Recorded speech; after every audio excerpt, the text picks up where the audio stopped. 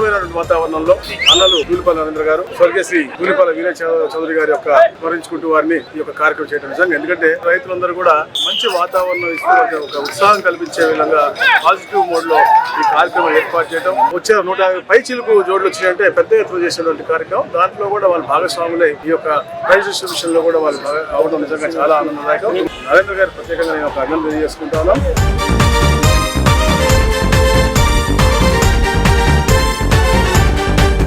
తారక రామారావు గారి వాళ్ళ ఎద్దులు బలపరుస్తున్న కార్యక్రమం పెట్టారు. చాలా పెద్ద ఎత్తున దాదాపు 150 దత్తల పైన రావడం అంటే సామాన్యమైన విషయం కాదు. బాగుంది, చాలా పెద్దగా ఎత్తున చేస్తున్నారు ఈ ప్రాంత రైతులందరూ కూడా కలిసి. అదే కాకుండా ప్రైజ్ మనీ ఏదో డబ్బులు ఇవ్వటం కాకుండా రైతులకు ఉపయోగపడేలాగా మోటార్ సైకిల్ ఇవ్వటం, రైతులు సన్మానం చేయటం. వ్యవసాయ సీజన్ అయిపోయిన తర్వాత చాలా పెద్ద ఎత్తున కృష్ణా, గుంటూరు, ప్రకాశం జిల్లా చాలా పెద్ద ఎత్తున జరుగుతున్నాయి. ఇంకా బాగా జరగాలి, రైతులను ప్రోత్సహించాలి.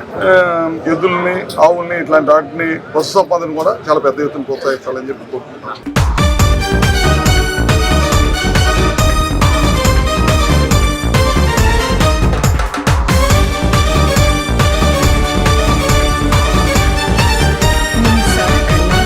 దాదాపు 150కి మంది పైగా జతలు పోటీలో పాల్గొనడం చాలా సంతోషం. చక్కగా ఇక్కడ ఉన్న నిర్వాహకులకి ఎవరికి ఇబ్బంది లేకుండా గ్యాలరీలు ఏర్పాటు చేసి వేల మంది పరిసర ప్రాంతంలో ఉన్న రైతాంగం కానీ ఔత్సాహికులు కానీ వచ్చి ఏ విధంగా పుష్పరాజాలని పోటీలు చూడటం జరిగింది.